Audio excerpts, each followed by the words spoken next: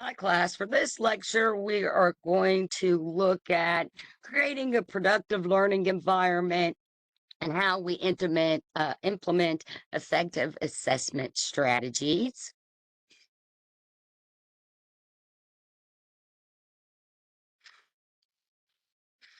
All right.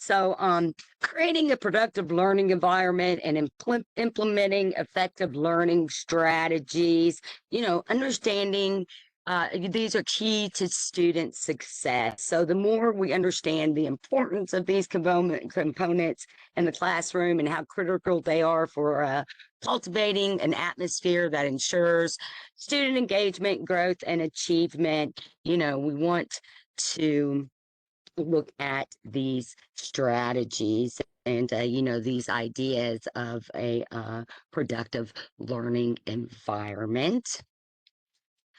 All right, so some of our characteristics of a productive learning environment are, encouraging that active participation.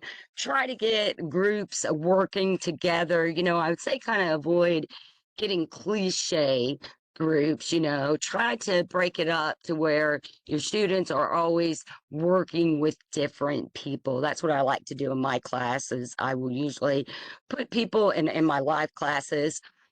I'll put everybody in groups and, I probably keep them in there for maybe about 2 weeks because by that time they've had at least a few times that they've worked with each other and they're starting to get comfortable. And then I break it up and I'll change the groups around. So, it just helps keep it a little more dynamic and creative, and in that way you're ensuring that everybody gets to collaborate with everybody. And then of course clear instructions and expectations, those are always going to be important. And then being able to adapt. So you think your instructions are clear and there's still somebody that's going to be like, well, teacher, I don't understand that. So that's when then you have to adapt and find those critical and creative ways to rephrase those instructions so that you are making sure that you're reaching your diverse student body, right? And then of course creating that safe space for learning. I tell all my classes that at the beginning of class, the beginning of the semester, no matter what class I teach, I'm like, it's always our safe space for learning and growing together. And that's the good thing about the farm and the animals is that they never pass judgment on people. So, creating a safe space any way we can is definitely the most important part of having a productive learning environment. So, all right. So, what are some other ways that we create that environment? Well, there are going to be three main ways: classroom climate, emotional support, and cognitive engagement.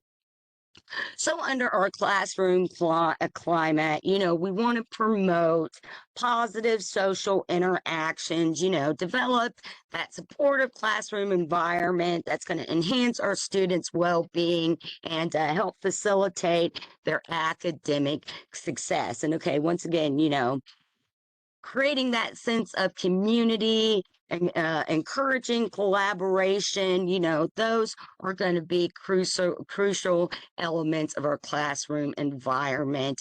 And then displaying fairness and respect, we want to treat all our students equally, to the best of our ability. Of course, we never want to go into those biased judgment zones, but as equitable and respectful as we can. That's definitely going to hit on Maslow's hierarchy of needs, right? We're going to have that sense of love and belonging. And then, of course, that's going to get our students excited and make them want to participate more. And, of course, just, be excited to learn. And then, the key thing to a classroom climate comes down to us as the teachers. We're the first thing the students see in the morning, and we set the tone for how our day is going to go. And I always have fun when I go to my classrooms, that when I'm in class and we're learning and growing together, it's important that we relax and we have fun with that because, I'm not going to go teach like a 4 hour class and be miserable the whole time. There's just no point of that. And so, keep that in mind. Your mental state, your emotional state, and the tone that you put out at the start of the day or at the start of your class is going to affect how productive and excited students are about learning. And, that's something we always want to keep on that excited and positive side, right? And then when it comes to being an educator, especially a teacher, a lot of times our roles go way beyond just sharing knowledge. We are coaches, mentors. Sometimes you have to be the cheerleader. And then, sometimes you have to be a little guidance and like a guide. You have to be like a guidance counselor, and then just listening and providing that emotional support and creating these positive relationships with your students. And remember, guys, not everybody's always going to like you. And, don't let that one Debbie Downer be the person that sets the tone for your classroom. You keep that positive and productive energy up, even if you get in a class and everybody hates you, you know what they say, kill them with kindness, right? And then next we have cognitive engagement. So, that's just about keeping our students' brains firing, right? We've got them excited. We've got them, in good mindset so that they're open to learning. They're listening to what we have to say. That means that on those physiological levels and, really down in the brain on the chemical levels, their neurons are firing, all of their brain is active. So, that's going to put them more in that state of mind that they're going to be able to, just do better in their classwork. And so, how do we do that? How do we make sure that our students' brains are active and those creative juices are flowing and those neurons are firing properly? That's going to come through um, interactive instructional methods. So you can do like problem solving activities, group discussions. I know I mentioned things like this before, but doing things maybe where they can act out rules, something, maybe even like charade type. I know some of you guys already in class have come up with ideas of like using puppets, and I think that's a cool idea. And any way that we can just increase our students' involvement and enhance their understanding of the materials. All right. And then, of course, like I've mentioned, we want to be able to differentiate our instruction.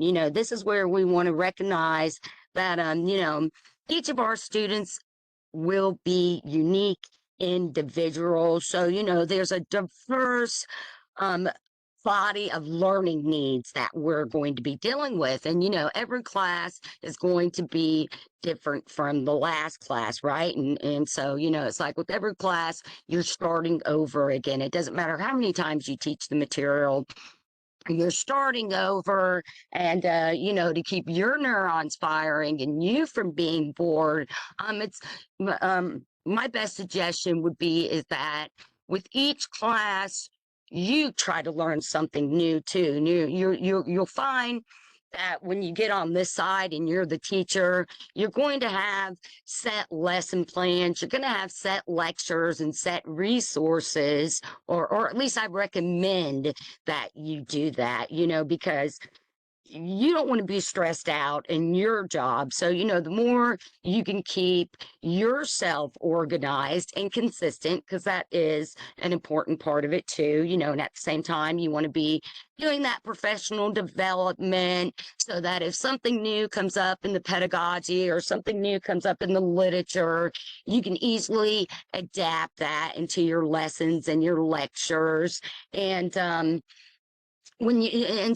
that's something that I like to do is I call them my templates. I have templates for everything, because I tend to have brain farts. I was diagnosed with ADD as a kid, and sometimes my brain wanders off, or I go off on a tangent and think of something else and start talking about that in a lecture. And I use my templates, my notes, as a way to focus me back on what I am talking about. And so, those are just all good ways to help you be organized with your materials and with your style of instruction. So then you can, be creative and flexible and adapt that instruction to different students. And the more that you can challenge your students cognitively,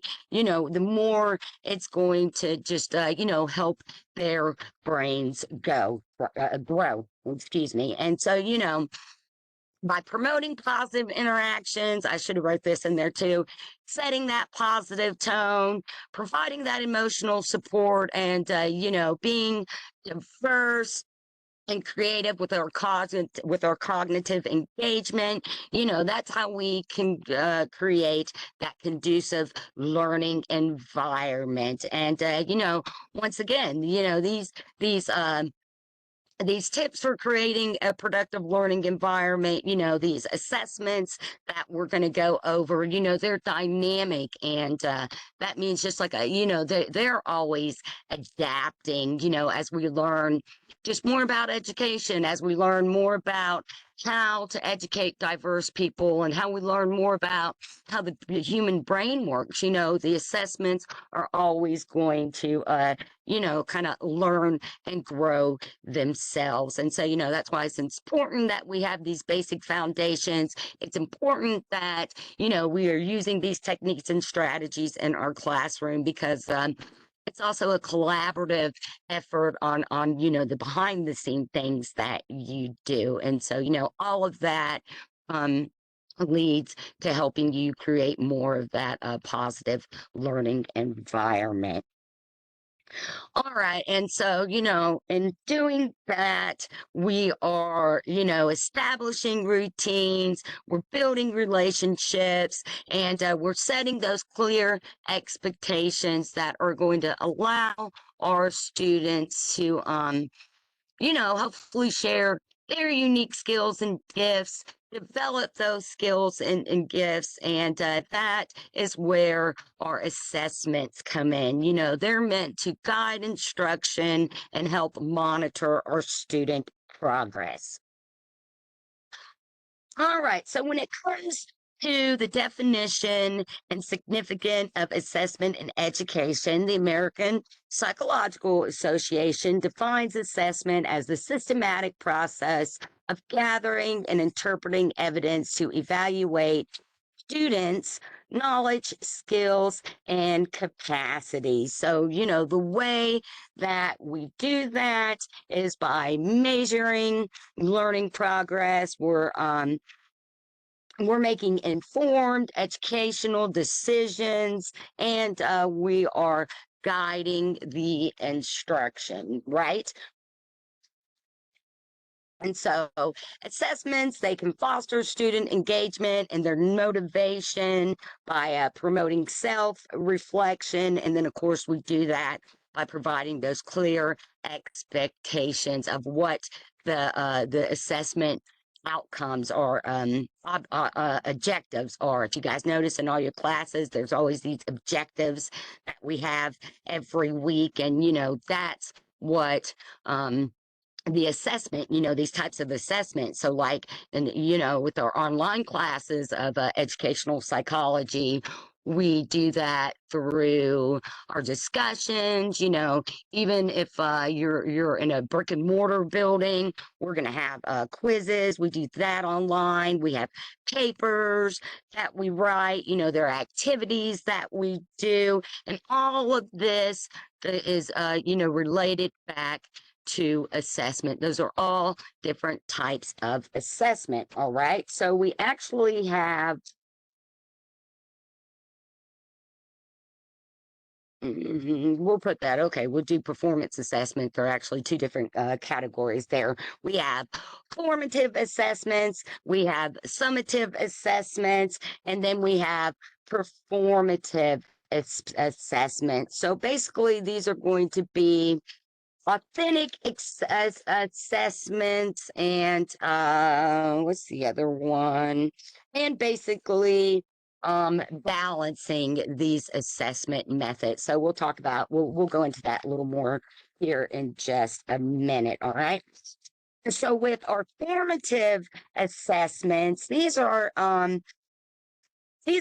during the learning process to monitor student progress. This is where we provide feedback and we guide those instructional decisions. So, this is where you're thinking like, think of things like we just did, our brochure assignments, our seating chart assignments, things like concept maps, quizzes, and, maybe even different types of maybe memory, concentration type games. These are all going to be assessments that help us, monitor or, figure out who is doing what in class and where they need to improve. And, so that's where feedback is an important part, right? And then we have summative assessments. So summative assessments would be like, standardized tests, these are good standardized tests, final exams or final projects, final papers, it's something that you do at the end that is a blend definitely of all the different types of assessment. So you're getting this final summation of what the student learned in class. That's basically a good way to say that. And like I said, they occur at the end of a designated period, and we use summative assessments to evaluate our students' overall learning outcomes and achievement levels. Okay. Hang on, let me show you. All right. I wanted to make sure I didn't have something written on another page there. All right. So when it comes to performance assessment, these are where this is going to be like the real world application. So once again, I would put this into two different types. We have authentic assessments, and this is where it's going to be, you really demonstrate skills and knowledge in a real world context, and it's really going to foster that higher order thinking and problem solving abilities, because in many ways you're going to have to be on the fly. Hang on, guys, I've got to go out in the road. Chris, come on, Chris, get back on the farm.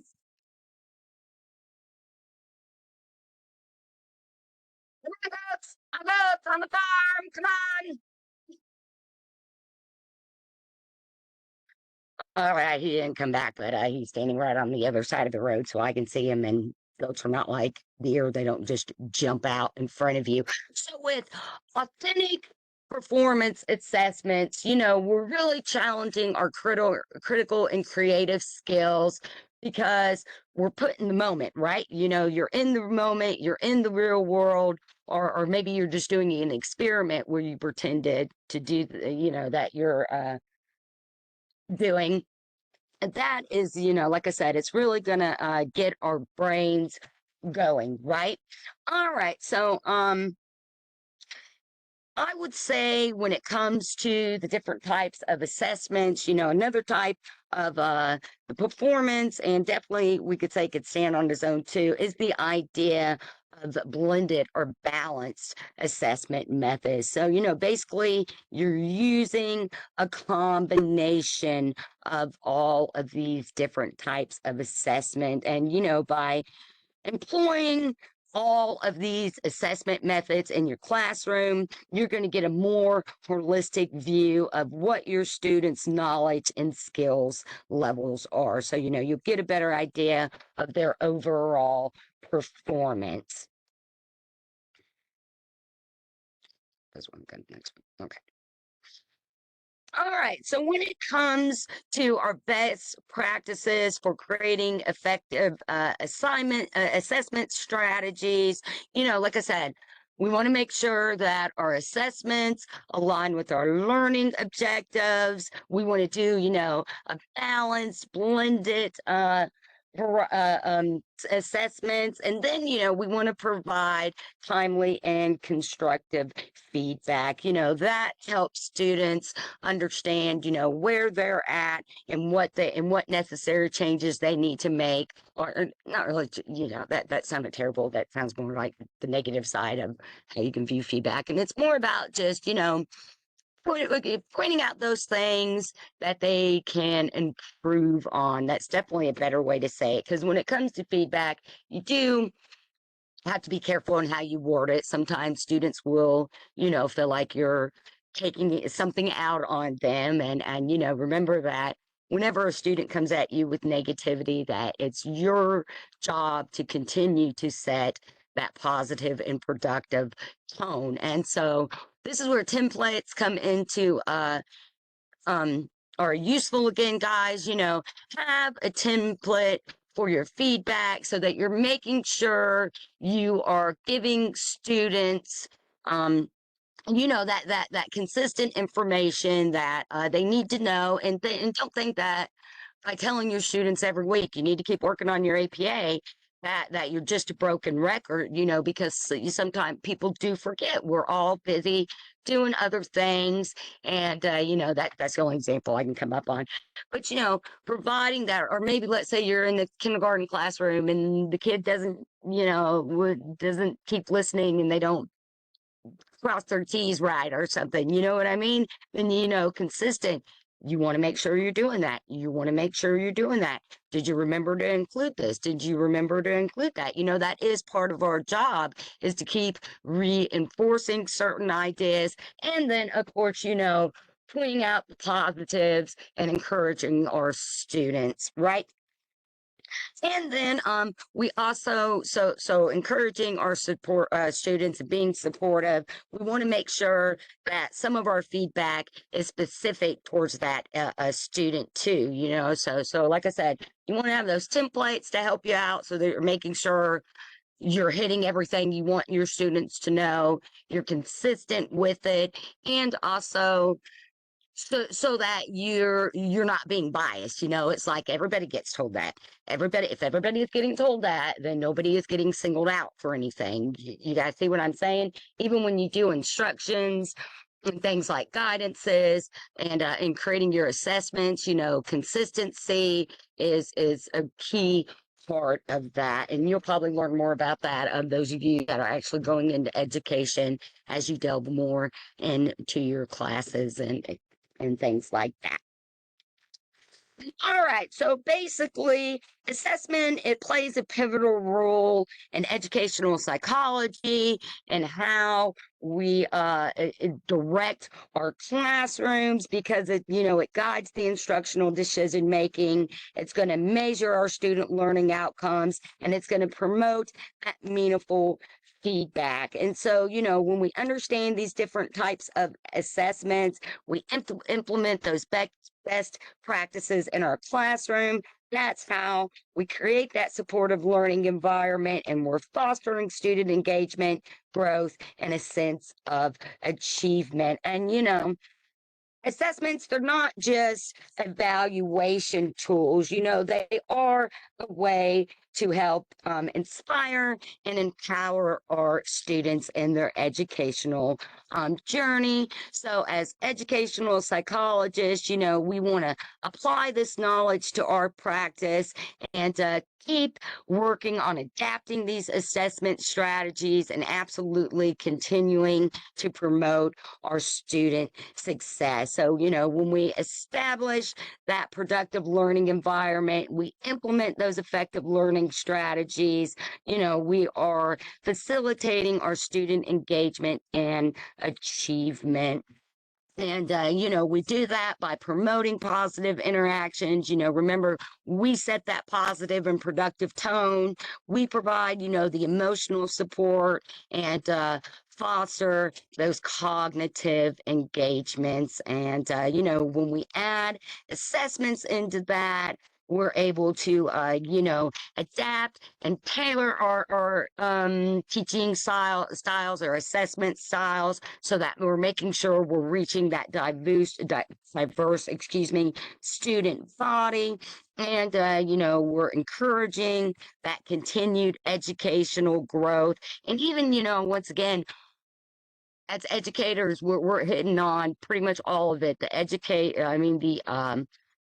The mental growth, the developmental growth, emotional intelligence. We're basically helping to shape our students so that we can send them out in the real world to be positive and productive agents of social change. So thanks for taking the time to listen, guys. And, remember, it's up to all of us to create that successful learning environment for our students.